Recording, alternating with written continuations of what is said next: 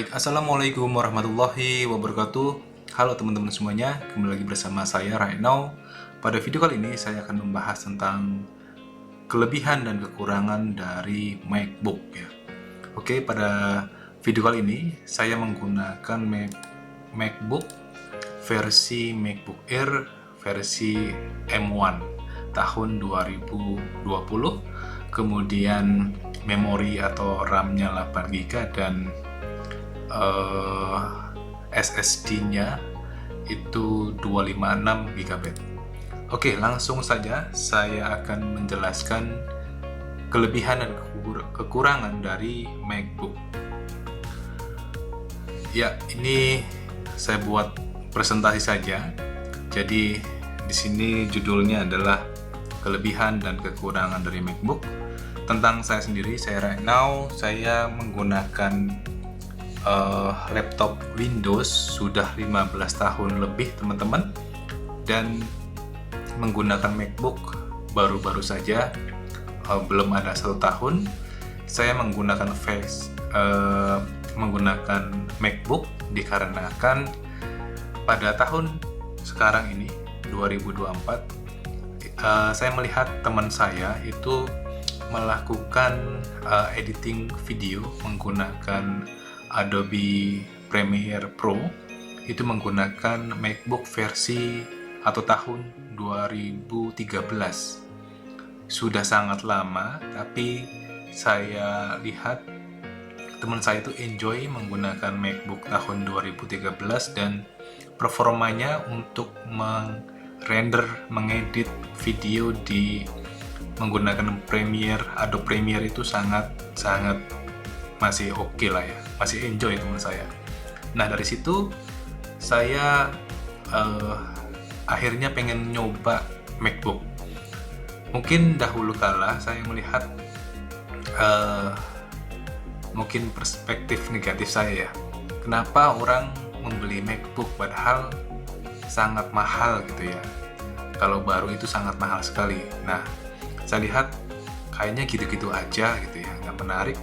Tapi akhirnya saya memberanikan diri untuk mencoba MacBook, walaupun belum lama, belum ada 1 tahun lah. Tapi saya akan coba buatkan tutorial ini, mudah-mudahan ada manfaatnya kepada teman-teman. Oh ya, di laptop Windows sendiri saya sudah pakai Core i7 hampir 10 tahun ya. Pernah juga Core i7 dengan RAM yang 32 GB, kemudian SSD-nya 1 TB. Itu coba saya bandingkan dengan MacBook ini di presentasi saya ini. Mudah-mudahan teman-teman mendapatkan conclusion ya, atau summary dari apa yang saya sampaikan saat ini. Oke, next slide. Oke. Nah, apa itu MacBook teman-teman? Ini gambaran umum tentang MacBook sendiri ya. Jadi produknya Apple itu ada banyak banget teman-teman. Ada yang namanya mungkin familiar ya, iPhone, kemudian iMac, kemudian ini adalah laptop yang dinamakan MacBook, ada Apple Watch, ada iPad, ada mini MacBook ya, dan lain-lain. Jadi produknya itu dari Apple itu banyak. Nah, MacBook itu adalah kata lain dari laptop dari produknya Apple atau laptop yang menggunakan macOS. Oke, next slide. Oke, ngomongin kelebihan dan kekurangan. Yang pertama mungkin dari desain dulu ya. Desain dari sebuah MacBook ini, saya sebenarnya desainnya MacBook jadul ini, tapi menurut saya sih elegan ya. Jadi materialnya pun sangat-sangat premium, dan mungkin buat teman-teman yang sering lihat video dari bule atau video dari teman-teman kita yang dari Indonesia pun, ketika dia sedang membuat video pasti akan sangat pede jika dia disandingkan dengan MacBook, karena ya desainnya sangat elegan gitu ya. Cuman ada kekurangan teman-teman. Kekurangannya itu saya sendiri pernah pakai versi 2015, versi 2017, maupun yang saya pakai saat ini adalah versi M1. Nah, ketika dia terpentok sedikit itu dia ada ada rentan dengan goresan ya, sehingga biasanya teman-teman ada yang pakai pelindung di MacBooknya. Kemudian secara harga pun kalau baru itu tinggi gitu. Jadi saat ini pun kurang lebih yang M4 atau M4 itu di atas 24 juta itu yang barunya gitu ya. Nah, sangat tinggi, tapi teman-teman jangan khawatir, tersedia juga yang versi secondnya pun laris manis ya. Jadi teman-teman kalau ingin yang biasa pakai Windows kemudian pengen beralih ke MacBook, coba beli aja yang versi 2015 itu atau 2013 seperti teman saya itu, harganya itu di bawah 5 juta, bahkan 3 juta untuk nyoba-nyoba pun dapat. Dan walaupun sudah lama, baterainya itu masih bagus ya.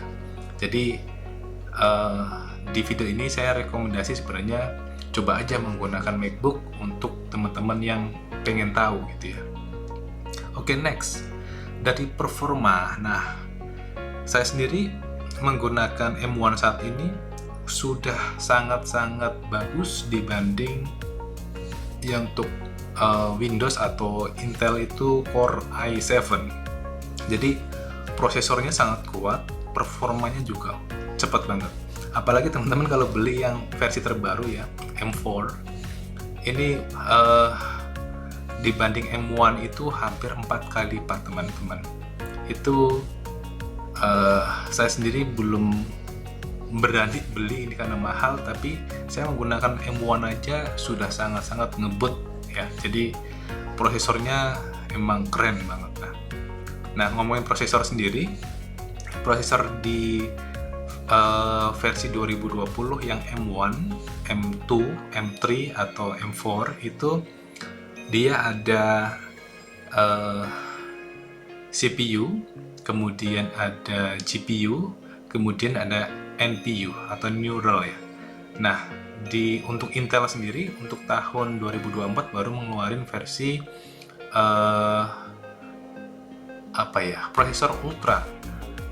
prosesor ultra pada Intel itu dia sudah mulai ada neuralnya. Jadi Apple itu sudah dari tahun 2020, sedangkan untuk ultra atau Intel itu baru di tahun 2024 ini. Tapi ada kekurangannya ya. Jadi ya tidak mudah untuk di-upgrade ya. Komponen-komponennya juga untuk MacBook itu mahal. Contohnya ketika teman-teman kena LCD-nya pecah gitu ya, atau mati, itu untuk mengganti LCD-nya aja sangat mahal. Itu kekurangan dari si MacBook. Kemudian ngomongin sistem operasi ya, dia menggunakan sistem operasi atau operating systemnya menggunakan Mac, bawaan dari si Apple ya, Mac OS. Kalau di Windows ya operating systemnya namanya Windows gitu ya. Kelebihannya user friendly kalau teman-teman sudah sering menggunakan MacBook, tapi kalau pertama biasanya agak-agak bingung gitu ya. Kemudian kalau teman-teman menggunakan ekosistem Apple, contoh ini yang OS Sequoia, ini bisa mirroring. Selain mirroring itu juga bisa bekerja di sini. Jadi ketika teman-teman ingin buka aplikasi, pengaturan segala macam, di sini tuh bisa teman-teman. Jadi bukan hanya mirroring yang hanya menampilkan display saja, tapi bisa bekerja langsung di laptop ketika teman-teman menggunakan OS terbaru yaitu Sequoia. Nah, kekurangannya mungkin terkait Mac OS ini atau operating system yang Mac ini Kalau teman-teman lihat untuk Windows itu banyak sekali software-software yang pertaburan software ya, yang bisa diinstal di Windows, tapi karena dia macOS jadi anggaplah gini, dari jutaan orang, anggaplah 1000 orang itu menggunakan Windows itu ada 900. Nah, 900 itu ada yang menjadi programmer yang bikin software. Nah, karena dia banyak orang, maka softwarenya itu banyak di Windows dibanding software-software yang ada di macOS. Tapi sebenarnya nggak terlalu kalau teman-teman tahu bahasa Inggris dan cari-cari aja di internet. Itu untuk menutupi dari kekurangan kompatibel dari beberapa software. Kemudian terkait layar dan grafis ya. Kelebihan lagi untuk MacBook itu dia sudah Retina display, kemudian kualitas grafisnya tinggi. Jadi saya menggunakan MacBook itu gimana ya, untuk kerja dengan MacBook itu kayak nggak terlalu capek ya, karena tadi ini sudah Retina display dan dia untuk grafiknya itu sudah tinggi ya. Kalau teman-teman beli yang versi Windows yang anggaplah yang Core i5 yang 8 jutaan, itu biasanya grafiknya itu belum termasuk, artinya grafiknya itu bawaan dari si motherboard.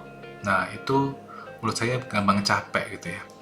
Tapi nggak semua sih mendukung grafis tinggi. Jadi karena di sininya grafiknya sudah tinggi, tapi kayak video yang diupload dari YouTube atau yang lainnya itu nggak mendukung grafis tinggi. Tidak semuanya mendukung grafis tinggi.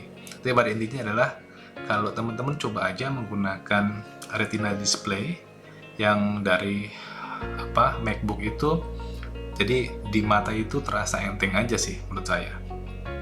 Oke, next. Nah, ini juga sangat menarik ya.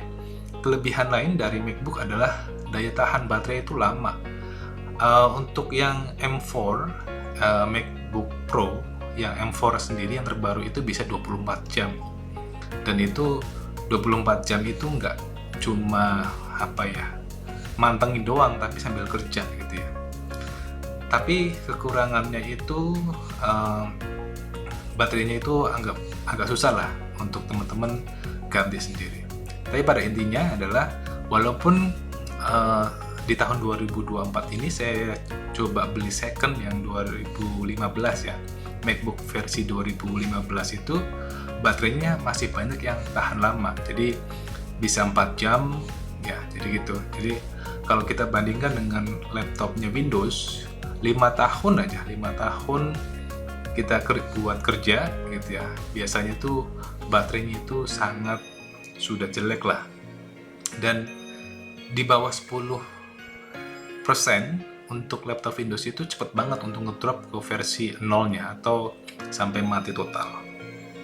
Oke, kita next. Oh ya, untuk inian sendiri ya, untuk chargernya itu ada yang versi MagSafe ya, atau magnet safe. Jadi ketika ini ketarik itu langsung copot, itu bikin safety dari si chargernya sendiri. Kalau teman-teman pakai adaptor yang langsung C, biasanya kalau ketarik ya jatuh gitu ya. Tapi kalau plusnya dari MacBook adalah ketika chargernya atau MagSafe-nya itu dipasang, ketika ketarik dia itu langsung lepas karena ada magnetnya.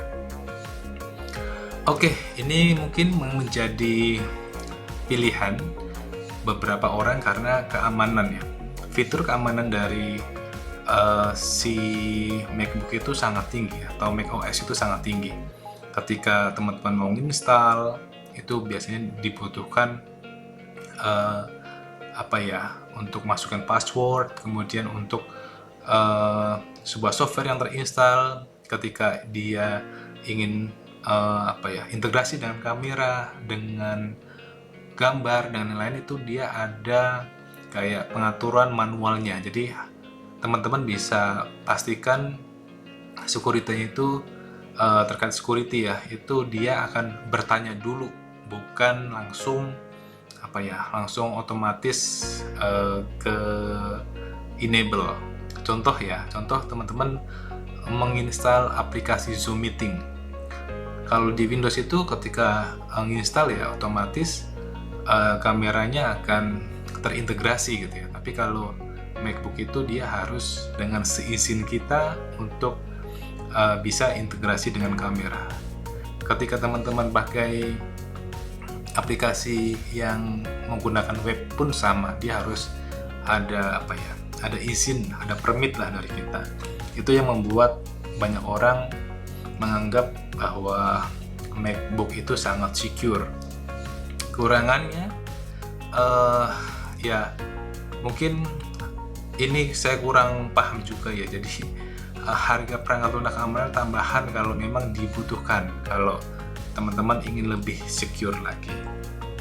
Oke, next, harga nilai tinggi. Nah, ini pun sangat menarik teman-teman.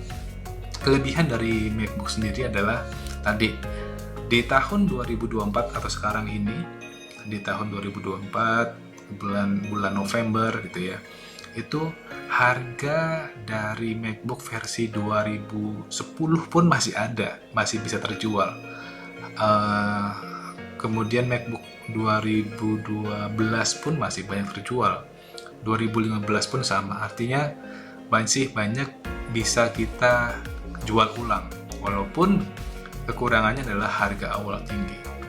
Harga awal tinggi kalau teman-teman sabar gitu ya, contoh kayak M1 itu tahun 2020, kemudian teman-teman beli sekarang itu nilainya itu atau harganya itu yang MacBook Air itu di angka 9 jutaan lah ya, 9 juta ke atas. Kemudian yang MacBook Pro itu ya 2000 untuk yang 2020 itu saat ini ya itu mungkin di angka 11 jutaan. Kalau teman-teman beli dulu di awal-awal itu sekitar 24 jutaan atau bisa lebih 27, ada yang 40 jutaan tergantung dari speknya. Ya, kekurangannya tadi harga awalnya memang sangat-sangat tinggi. Oke, nilai plus lainnya teman-teman, saya suka speakernya. Jadi kalau teman-teman menggunakan MacBook, stereonya itu dapat teman-teman, dan suaranya itu agak gimana, beda banget. Jadi sangat nyaman di kuping lah. Kemudian yang kedua SSD nih atau hard disk lah, anggaplah untuk hard disk gitu ya, memori.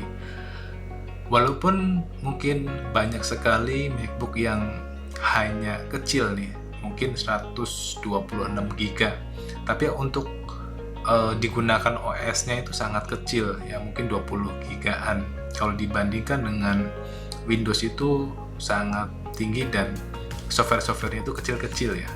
Jadi 126 itu masih layak untuk dipakai karena saat ini pun banyak sekali yang sudah menggunakan cloud ya.